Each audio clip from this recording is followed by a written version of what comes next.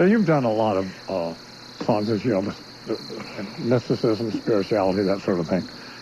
And I'm having a couple guys on. My songs are based on, like, say, how someone would write a play, Yeah. right? And so, if you got like characters, then you get a bit of that character and that character, and you change the names, you get different locations. You know, that's how a lot of songs are written that way, including country songs, probably. Sure. I don't think everybody that writes a country song is in the gutter. Or, well, no, I don't either. So I think it's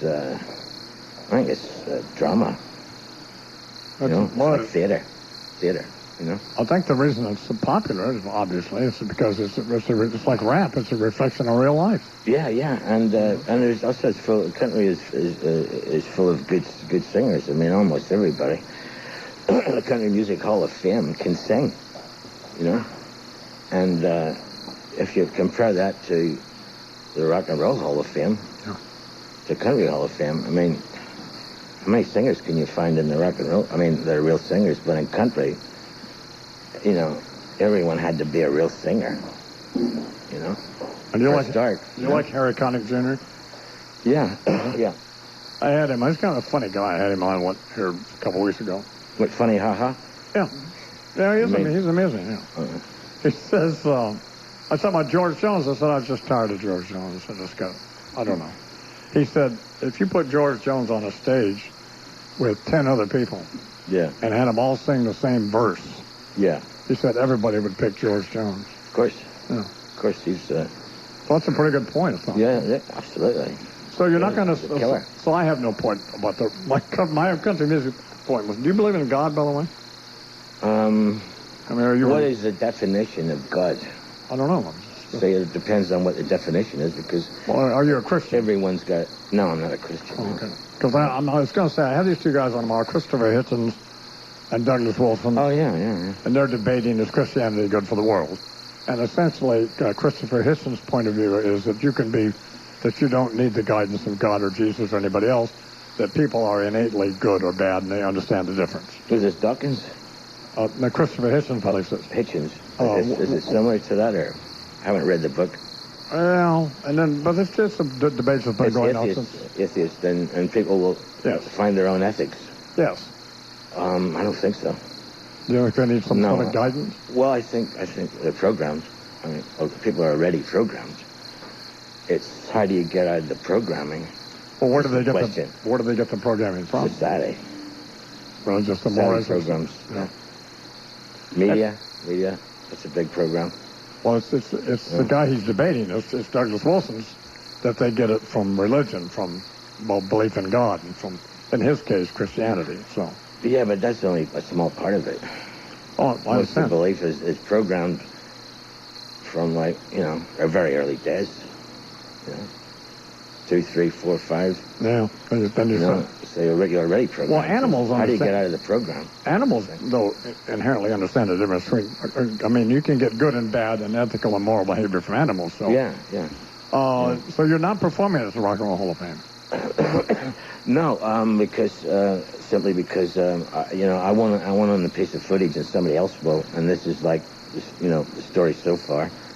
I've done a lot of TV and film stuff, and everybody else owns it, so I reckon I've given too much away already.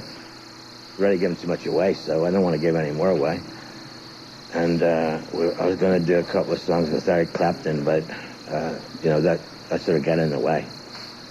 So we can't talk you into doing it? But we'll do something else at some other stage of the game, Oh, okay. But I just don't want to give any more stuff away again. Well, I don't blame you. Why should somebody else have it? And whatever happened to that documentary you're doing? Have you done? Is that? No, I haven't had time because it's been like working on finishing up some the gigs and stuff like this. Oh, okay.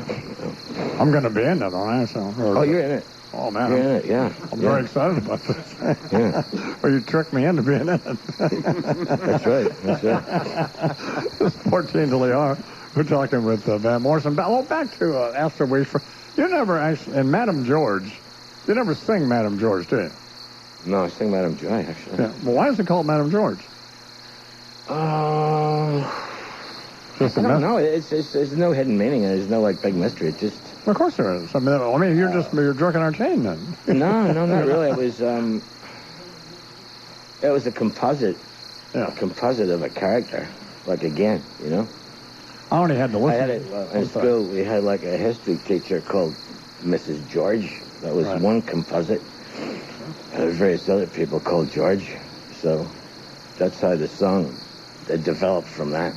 My hearing is... And then later on, I just sang Joy because that was better, and we had relatives with that name also. So I wanted to put that in. That's all there is to it. Yeah. Yeah.